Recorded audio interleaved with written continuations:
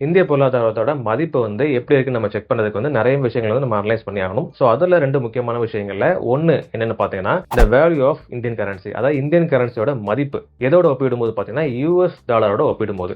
2வது முக்கியமான விஷயம் என்னன்னு பார்த்தீங்கன்னா அந்நிய செலாவணி கையிருப்பு, அதாவது ஃபாரின் ரிசர்வ்.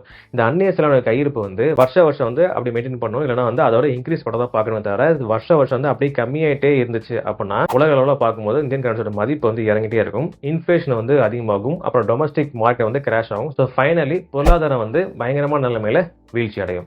இந்த இந்தியன் கரன்சியோட மதிப்பு இருக்கு நாளுக்கு நாள் அப்புறம் வருஷத்துக்கு வருஷம் வந்து கம்மியாயிட்டே வருது. எதோட ஒப்பிடும்போது பார்த்தீங்கன்னா யூஎஸ் டாலரோட ஒப்பிடும்போது. இதை சரி செய்யறதுக்கு வந்து ஆர்பிஐ வந்து சில முக்கியமான ஸ்டெப்ஸ்லாம் எடுத்துட்டாங்க. எப்போனா ஜூன் மாசத்துல.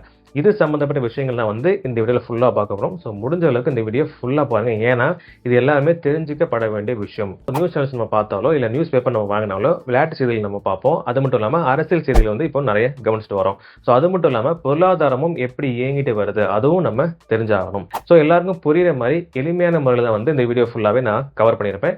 ஸோ ஃபுல்லா பாருங்க.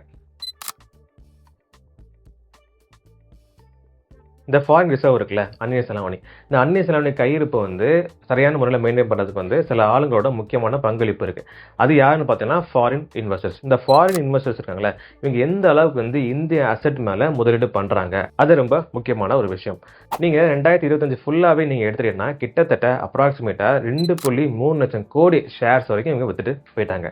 2026 இது வரைக்கும் நீங்க எடுத்துட்டீங்கன்னா கிட்டத்தட்ட 2.6 லட்சம் கோடி ஷேர்ஸ் வரைக்கும் இவங்க வித்துட்டு போயிட்டாங்க. வெறும் ஜூன் 1, ஜூன் 2, ஜூன் 3 இந்த 3 நாள்ல மட்டுமே 36,000 கோடி ஷேர்ஸ் வரைக்கும் இவங்க வித்துட்டு போயிட்டாங்க. ஏன் இவங்க கன்வியூஸா விற்கிறாங்க அப்படின்னா, இன்கேஸ் வந்து அந்த ஃபெடரல் பேங்க் இருக்குல்ல, அதாவது யூஎஸ்ல இந்த ஃபெட் அந்த பேங்க் இருக்கு பார்த்தீங்கன்னா, அவங்களோட ரெப்போ ரேட்டை வந்து கம்மி பண்ணிட்டாங்க அப்படின்னா அந்த யூஎஸ் பாண்டோட அந்த மதிப்பு வந்து இன்க்ரீஸ் ஆகும். அதோட அந்த அதுல இருந்து வர ப்ராஃபிட் வந்து இன்க்ரீஸ் ஆகிறதுனால அது ரொம்ப அட்ராக்டிவ் இருக்கனால இவங்க என்ன பண்றாங்க அப்படின்னா இங்க உள்ள ஷேர்ஸ்லாம் வித்துட்டு போயிட்டு அங்க முதலீடு பண்ண போயிடுவாங்க. இது ஒரு முக்கியமான ஒரு ரீசன். ஸோ இப்படி வித்துட்டு எல்லாருமே போயிட்டு இருக்கனால இந்த இந்தியன் கரன்சியோட மதிப்பு இருக்கு பார்த்தீங்கன்னா 2025, அதாவது ஜான் 2025 நீங்க எடுத்துட்டீங்க அப்படின்னா 85 ரூபாயில இருந்து 96 ரூபாய் வரைக்கும் போயிடுச்சு.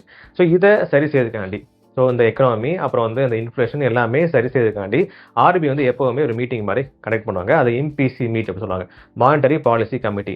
ஸோ இவங்க வந்து எப்போவுமே ஒரு மீட் மாதிரி கனெக்ட் பண்ணுவாங்க. எதுக்கு அப்படின்னா இந்த ரெப்போ ரேட்டு அப்புறம் வந்து இந்த மாதிரி சூழ்நிலைலாம் வரும்போது அதை ரெகுலேட் பண்ணுறதுக்கு என்னெல்லாம் பண்ணலாம் அந்த மாதிரி மெஷர்ஸ் பண்ணுறதுக்காக ஒரு மீட் வந்து கனெக்ட் பண்ணுவாங்க.